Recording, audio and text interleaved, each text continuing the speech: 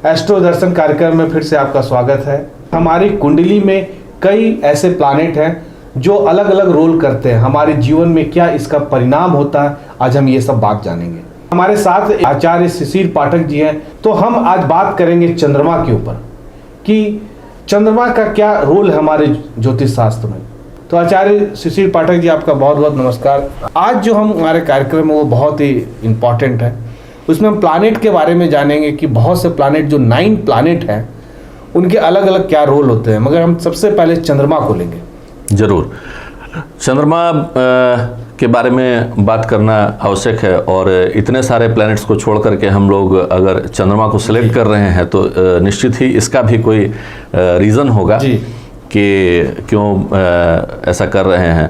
तो चंद्रमा के कारकत्व की बात करेंगे कि चंद्रमा किन किन चीज़ों को गवर्न करता है, किन किन चीज़ों का फैक्टर है, तो आप खुद ही समझ जाएंगे कि चंद्रमा को इतना इम्पोर्टेंस देने की क्या ज़रूरत है। तो चंद्रमा के समकक्ष अगर कोई प्लैनेट मैं बोलूं तो वो सूर्य है जी, क्योंकि सूर्य आत्मा का कारक है, प्राण ऊर्जा का कारक है। और चंद्रमा उस प्राण ऊर्जा को लाया कैसे जाए उसका माध्यम है, क्योंकि चंद्रमा कारक है माँ का, और बिना माँ के जीवन को शुरू नहीं किया जा सकता है। चाहे वो पेड़ पौधे हों या जानवर हों, पक्षी हों, मनुष्य हो, कोई भी हो, तो चंद्रमा कारक है माँ का। तो इससे आप समझ सकते हैं कि चंद्रमा और सूर्य के कॉम्प्लीमेंट्री रोल से ही जीवन चल रहा है। तो इस कारण अब जिस प्लैनेट के कारण जीवन पृथ्वी पे अवतरित हो रहा है, और तो उससे और अधिक इम्पोर्टेंस किसे दिया जा सकता है। दूसरा, और जो फैक्टर्स हैं चंद्रमा के उन्हें भी समझिए। जल का कारक है, तो अब हम और आप कोई भी व्यक्ति बिना जल के कितनी देर रह सकते हैं जी। तीसरा जो कारक है चंद्रमा जो कि सबसे इम्पोर्टेंट है, वो है हमारे मानसिक स्थिति का, मन का, मानसिक स्वास्थ्य का। तो आपका मेरा शरीर चाहे कितना भी स्वस्थ हो, कितना भी अच्छा हो, अगर दिमाग खराब हो जाए तो हम किसी काम के नहीं रह जाएंगे। सही है, पूरे शरीर को कंट्रोल करने वाला। हाँ, मन जो है आपका, मन ही आपको धर्म की तरफ ले जा सकता है, मन ही आपको व्यसन की तरफ ले जा सकता है। हर तरफ मन का ही कंट्रोल है और उसका गवर्नेंस चंद्रमा के पास है।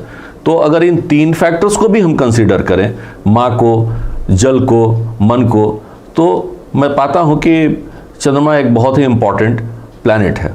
इस चंद्रमा के हमारे ज्योतिष शास्त्र में क्या शुभ परिणाम होते हैं और क्या अशुभ परिणाम होते हैं? इतना इम्पोर्टेंट और इतना अच्छा प्लैनेट होने के बावजूद भी बड़े तकलीफ की बात यह है कि 80% लोगों की जन्म कुंडली में चंद्रमा कमज़ोर होता है।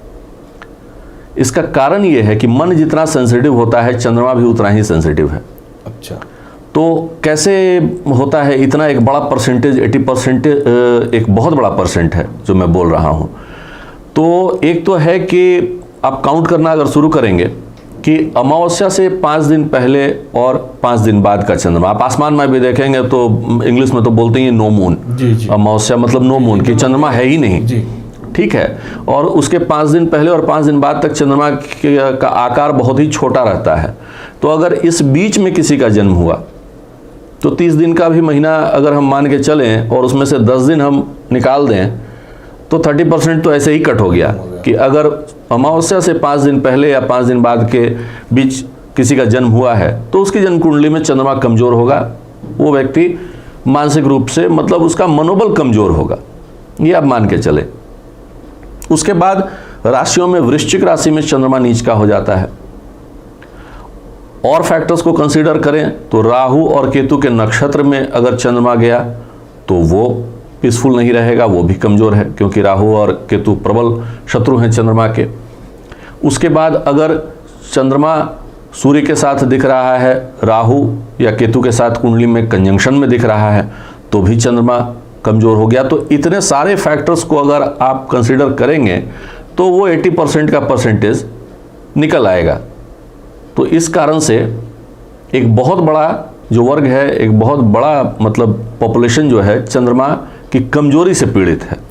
मतलब आपके कहने का मतलब कि अगर चंद्रमा को हमको मजबूत करना होगा तो थोड़ा अपने मन को हमको प्लान करना पड़ेगा? पहले तो समझें कि चंद्रमा की कमजोरी से होता क्या है। जी। चंद्रमा फिजिकल लेवल पे देखें अगर हमारे ऑर्गन्स में, तो वो बहुत हद तक ये लंग्स का जो भी फंक्शन है, जो रेस्पिरेटरी फंक्शन है, अच्छा, उसको कंट्रोल करता है। तो सांस से संबंधित बीमारियां लोगों को होती है। जो भी मानसिक व्याधि है, वो मैक्सिमम जो चीज़ें हैं, होता क्या है हिमांशु जी कि जैसे शरीर की अपनी कैपेसिटी होती है ना, कि आप 50 किलो का वजन लेकर के 4 किलोमीटर चल सकते हैं। मैं हो सकता हूँ कि 20 ही किलो का वजन लेकर के 4 किलोमीटर चल सकूं। तो इसको मैं कहता हूँ लोड कैरिंग कैपेसिटी। तो शरीर का जैसा हर व्यक्ति का अलग अलग लोड कैरिंग कैपेसिटी है, मन की भी वैसे ही अलग अलग कैपेसिटी है। एक समस्या जीवन में आए तो आप उसे झेल लेंगे, और हो सकता है कि वही सेम समस्या मेरे साथ आए तो मेरे मन की कैपेसिटी उतनी नहीं है, तो मैं विचलित हो जाऊंगा, उल्टा पुल्टा व्यवहार करने लग जाऊंगा, साइकियाट्रिस्ट के पास जाने लग जाऊंगा, ये सब।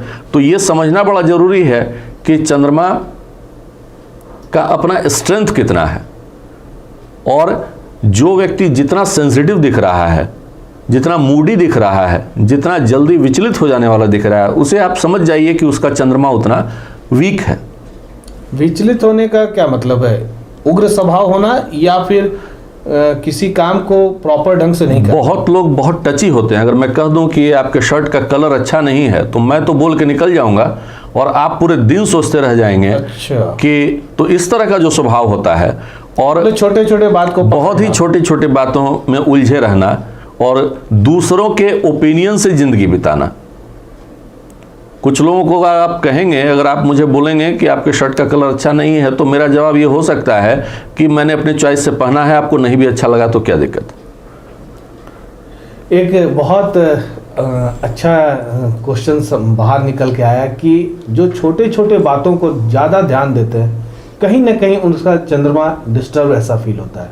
तो आप अगर ऐसे व्यक्ति के साथ संपर्क में आते हैं और आप उनको अगर कुछ सलाह दे रहे हैं और उस बात को वो पकड़े रहते हैं, तो आप भी अनुमान लगा सकते हैं कि इनका चंद्रमा कहीं ना कहीं इनके कुंडली में कमजोर है।